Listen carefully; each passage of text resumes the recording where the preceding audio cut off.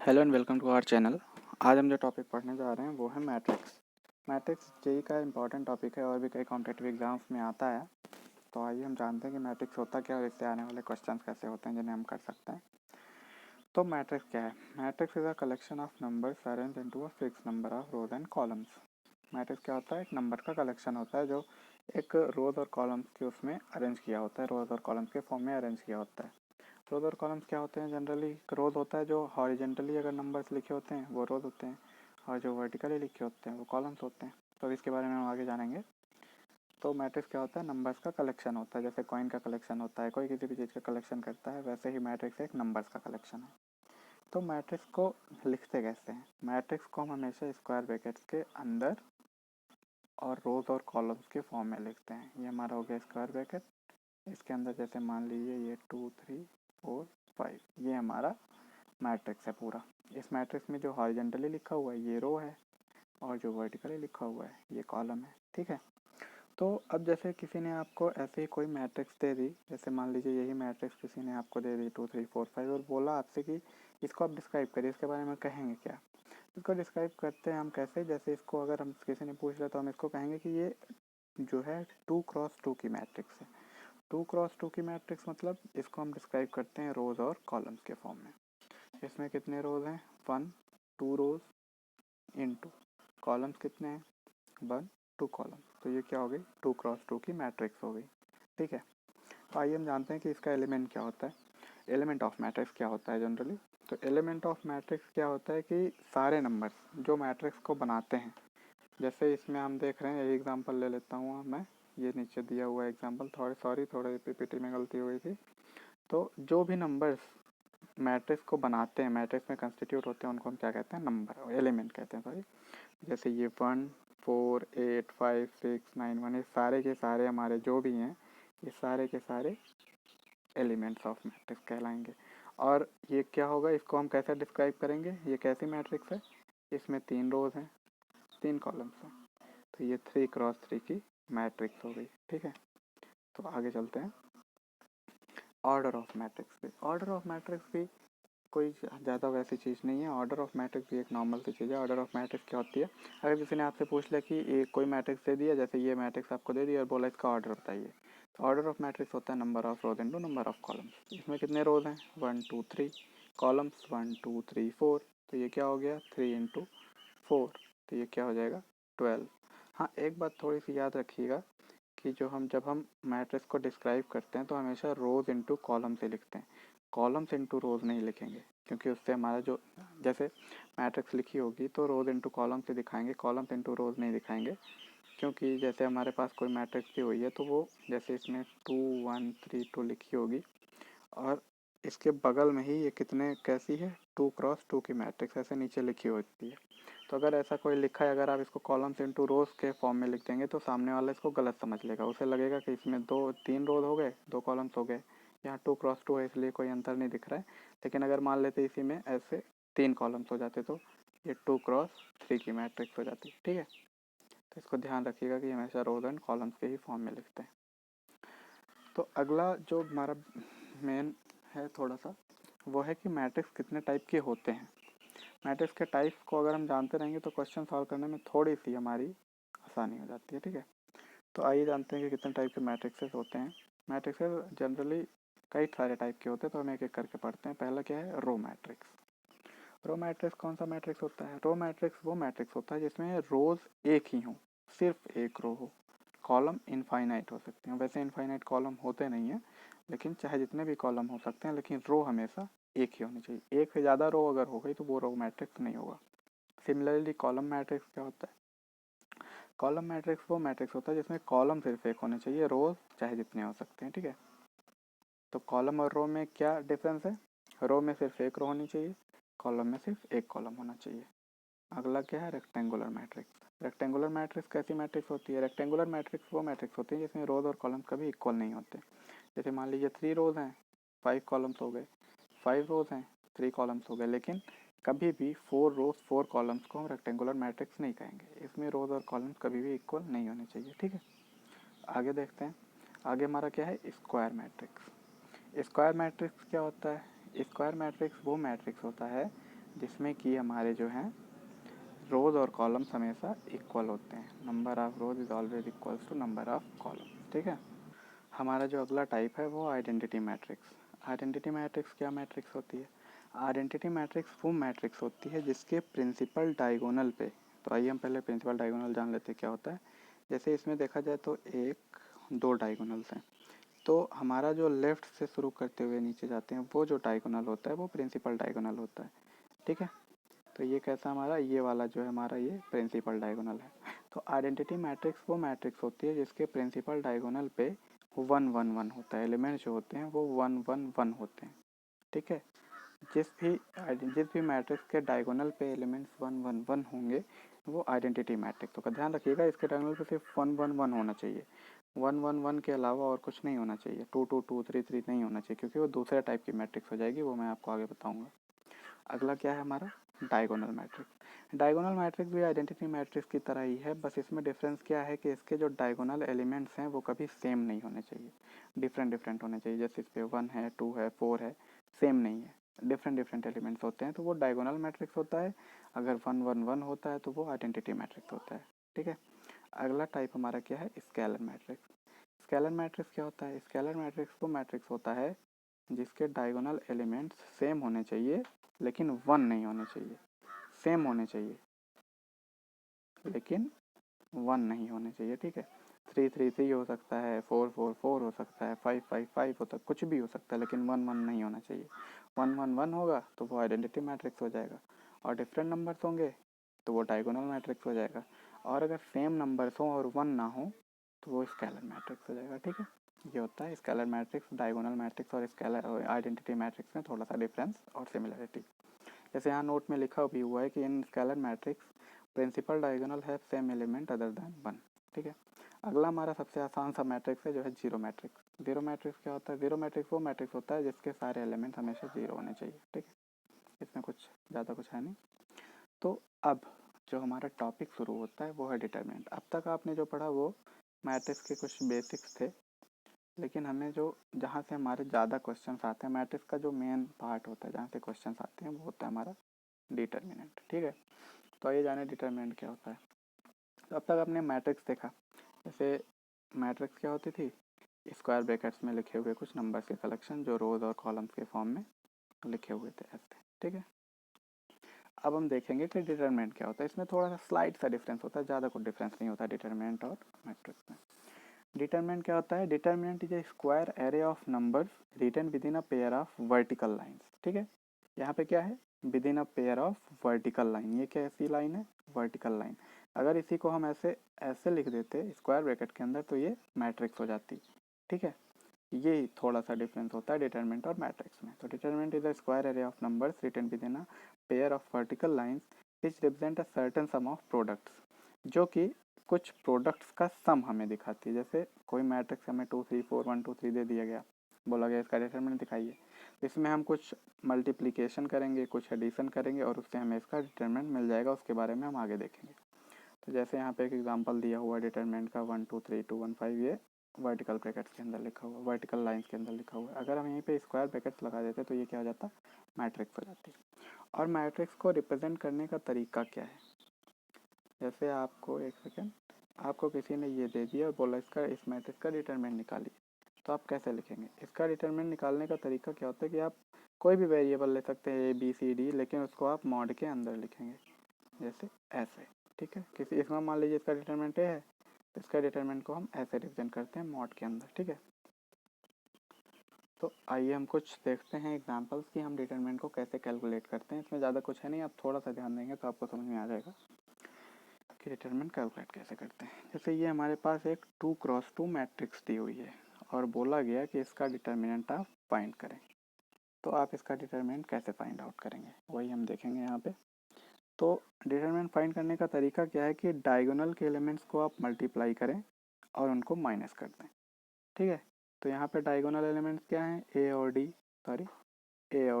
और ये क्या है? बी और सी डायगोनल एलिमेंट्स। तो हम इसका डिटरमिनेंट हमारा क्या हो जाएगा? Mod A is equals to A into D minus B into, sorry for my writing, A into D minus B into C इसका मैट्रिक्स का डिटर्मिनेंट हो जाएगा। लेकिन ये तो एक आसान सा हुआ 2x2 का, लेकिन जो एग्ज़ाम्स में पूछे जाएंगे वो 3x3, 4x4, 5x5 बेसिकली होते हैं। ज़्यादा के भी नहीं होते, 6x6, 7x7 भी नहीं आते, कभी कभी आ जाते हैं। वो बहुत वैसा केस है, एकदम समझ लीजिए अनइम्पॉर्टेंट सा केस है। तो जैसे ये दिया हुआ है 3x3 मैट्रिक्स, इसका डिटरमिनेंट कैसे निकालेंगे, इसमें आप थोड़ा सा ध्यान दीजिएगा क्योंकि इसमें थोड़ा साइन चेंज और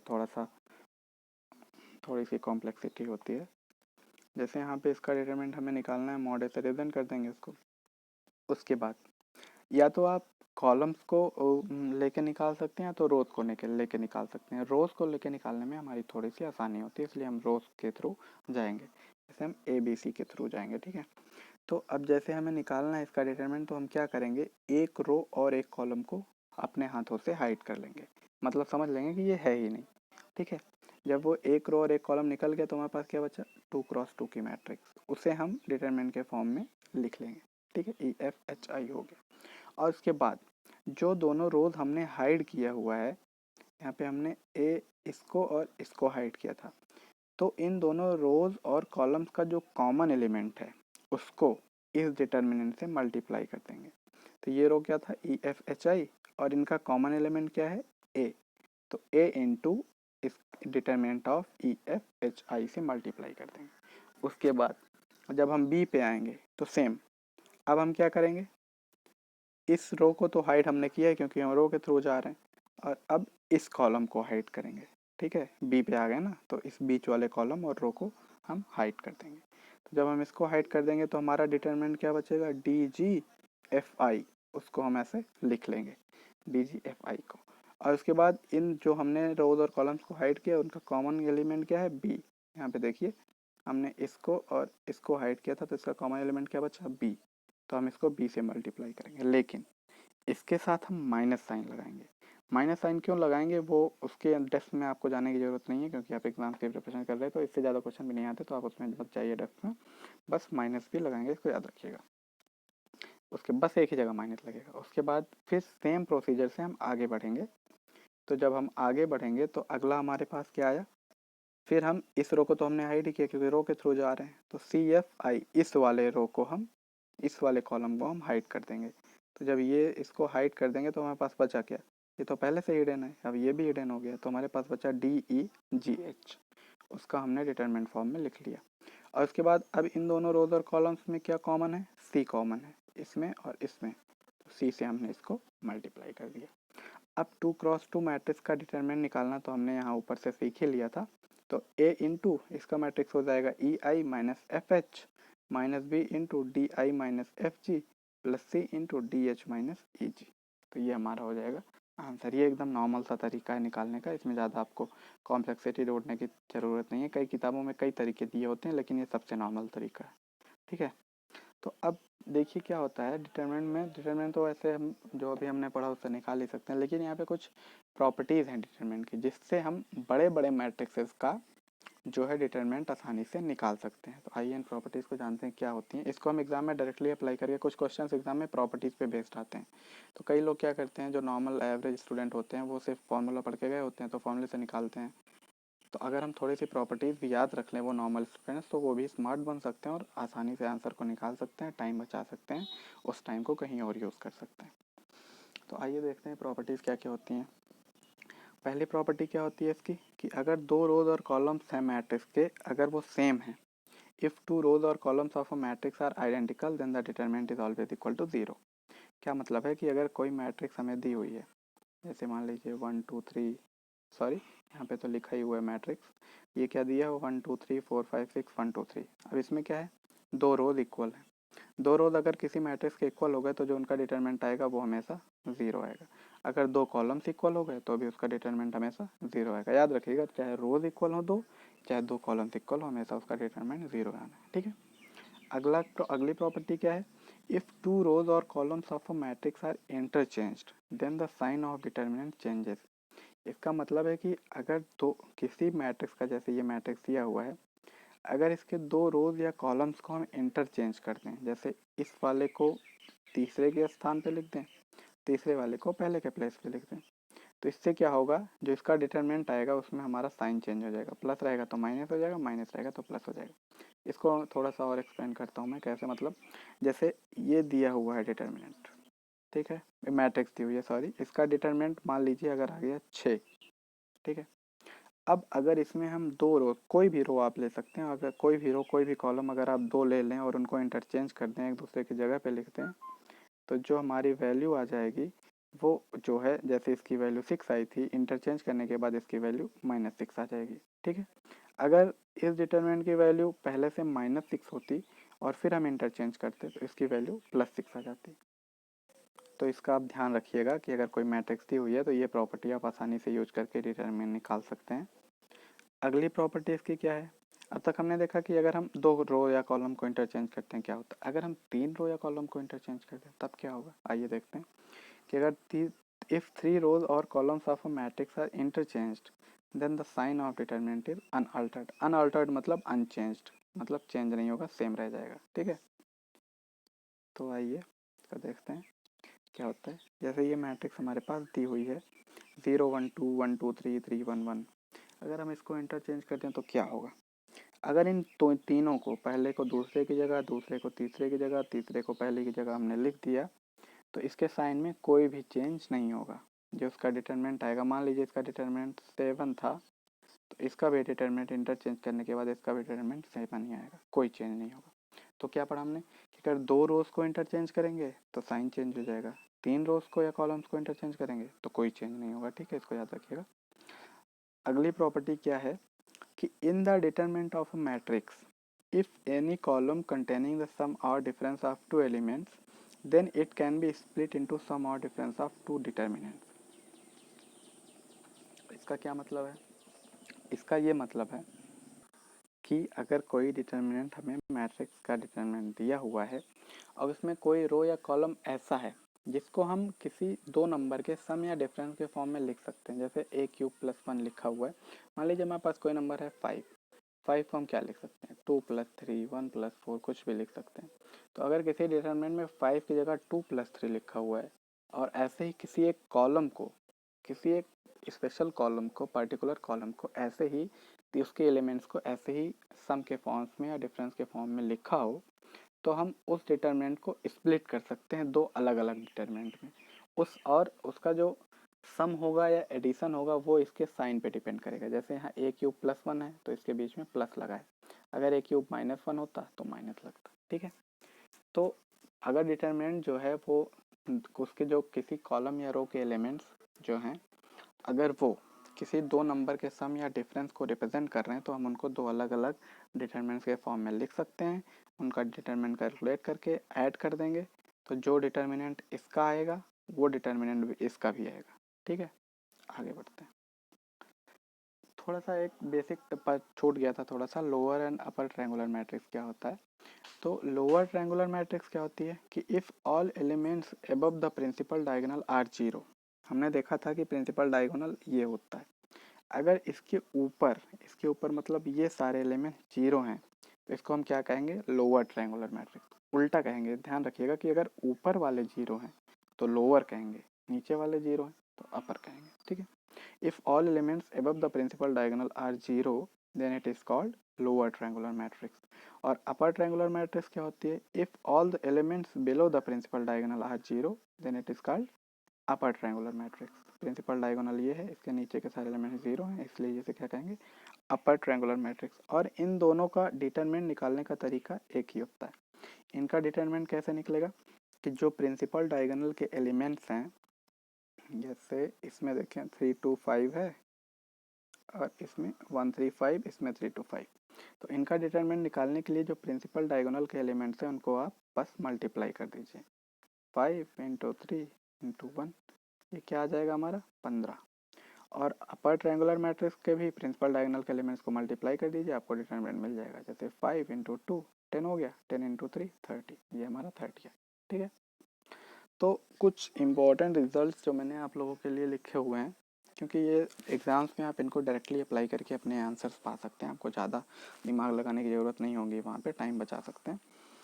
कि if a matrix is either lower or upper triangular then the determinant is product of the principal diagonal elements, जो अभी अभी हमने पढ़ा कि अगर लोअर मैट्रिक्स है, लोअर ट्रायंगुलर मैट्रिक्स है, अपर ट्रायंगुलर मैट्रिक्स है, तो उसका जो डिटरमिनेंट होगा वो इसके डायगोनल्स के मल्टीप्लिकेशन के बराबर होगा। अगला क्या है, determinant of any matrix A is equal to the determinant of its transpose. Transpose क्या है, ट्रांसपोज आइए जानते हैं। ट्रांसपोज कुछ नहीं होता, बस 90 degree movement of its elements. ऐसे भी अगर आप नहीं समझ पा रहे हैं तो ऐसे समझ लीजिए, कोई मैट्रिक्स दी हुई है, जैसे ये आपके पास ये कोई मैट्रिक्स दी हुई है, इसका आप रोज को कॉलम में बदल दीजिए, रोज को कॉलम्स बना दीजिए, कॉलम को रोज बना दीजिए, वो आपको मैट्रिक्स का ट्रांसपोज दे देगा। जैसे ये दिया हुआ है, इसका ट्रांसपोज अगर आपको निकालना है, रोज को कॉलम बना दीजिए, इसको कॉलम बना दीजिए 1 ए स्क्वायर, इसको कॉलम बना दीजिए 1 बी स्क्वायर, इसको कॉलम बना दीजिए 1 सी स्क्वायर। ये आपका क्या हो गया, ट्रांसपोज ऑफ द मैट्रिक्स हो गया। ठीक है, तो इसमें तो इसको हमने क्या कहा कि प्रॉपर्टी क्या थी हमारी, कि ट्रांसपोज नहीं, the determinant of a matrix is always equal to determinant of its transpose. ठीक है, ये हमारी दूसरी प्रॉपर्टी हो गई, वही यहाँ पे लिखा हुआ है। तो तीसरा हमने क्या है कि इस टाइप के क्वेश्चंस जो हैं जेई के एग्जाम्स में पूछे जाते हैं मैट्रिक्स से, या किसी भी कॉम्पिटिटिव एग्जाम में, नॉट जेई। तो ऐसे ही मैट्रिक्स दे देते तो एवरेज स्टूडेंट क्या करता है, वो घबरा जाते थे देख के। तो आपको इसे देख के घबराने की जरूरत नहीं है, आप बस इसे थोड़ा सा याद रखें, आपके क्वेश्चन आसानी से हो जाएंगे। अगर इस टाइप का मैट्रिक्स दिया हुआ हो, इस टाइप के जिसमें कि इस टाइप के मैट्रिक्स अगर दिए हैं जिसमें कि ऊपर का जो सबसे पहला एलिमेंट हो, फर्स्ट एलिमेंट, वो 1 हो, उसके बाद जो डायगोनल एलिमेंट्स हैं अगर वो इस फॉर्म में दिए हुए हैं 1 प्लस ए 1 प्लस बी 1 प्लस सी, तो इसका जो डिटरमिनेंट हो जाएगा वो हो जाएगा ए बी सी। ठीक है, अगला किस टाइप का दिया हो, अगला है कि अगर इस टाइप का दिया हो जिसमें पहला एलिमेंट 1 ना हो, बाकी एलिमेंट्स 1 हो और डायगोनल एलिमेंट्स कुछ डिफरेंट हो, और पहला एलिमेंट 1 ना हो, इस फॉर्म में दिया हो। बेसिकली ये वाला मैट्रिक्स जो है, ये वाला जो मैट्रिक्स है आप देख रहे हैं, इस मैट्रिक्स का छोटा सा फॉर्म है। ठीक है, तो ये वाली जो हमारी मैट्रिक्स है, इसके मैट्रिक्स का ये छोटा सा फॉर्म है। तो इसमें पहला एलिमेंट 1 नहीं है। अगर 1 नहीं है, 1 प्लस ए 1 प्लस बी 1 प्लस सी के फॉर्म में डायगोनल दिया हुआ है और बाकी एलिमेंट्स 1 है, तो हम उन्हें कैसे लिखेंगे, उन्हें हम ऐसे लिख सकते हैं A into B into C in bracket 1 plus 1 by A plus 1 by B plus 1 by C. और ये भी ज़्यादा कुछ नहीं, इसमें क्या किया गया, इस क्वेश्चन में हमने एक रो एक कॉलम बढ़ा दिया। इसमें 3 क्रॉस 3 था, इसमें 1 2 3 1 2 3 4 क्रॉस 4 का ये हो गया मैट्रिक्स। तो इसमें जो एलिमेंट बढ़ा है उसे ही आप मल्टीप्लाई कर दीजिए, ए बी सी था ए बी सी डी हो गया, और ब्रैकेट में प्लस 1 बाई डी एक और बढ़ गया। ठीक है, तो यही था। तो ये थे हमारे कुछ मैट्रिक्स के रिजल्ट्स। आप अगर इनको कर लेते हैं तो आपको कहीं और पढ़ने की ज़रूरत नहीं पड़ेगी और आप मैट्रिक्स के सारे क्वेश्चंस को आसानी से कर सकते हैं। और क्वेश्चंस के लिए आप अरिहंत की बुक्स को रेफ़र कर सकते हैं, और हम भी कुछ दिनों में अपना प्रैक्टिस शीट आपको देंगे। अगर आप उसको कर लेते हैं, उसमें सारे टाइप के क्वेश्चन जो आज तक आए हुए हैं कॉम्पिटिटिव एग्जाम्स में, जैसे जेई में, गेट में, वो आपको उसमें रहेगा। आप उसे आसानी से सॉल्व कर सकते हैं और उसके बाद आपको कोई और बुक सॉल्व करने की ज़रूरत नहीं पड़ेगी। ठीक है, अगर आपको हमारा कॉन्टेंट अच्छा लगा हो, हमारे चैनल को लाइक सब्सक्राइब करें और इसको शेयर भी करें। Thank you so much.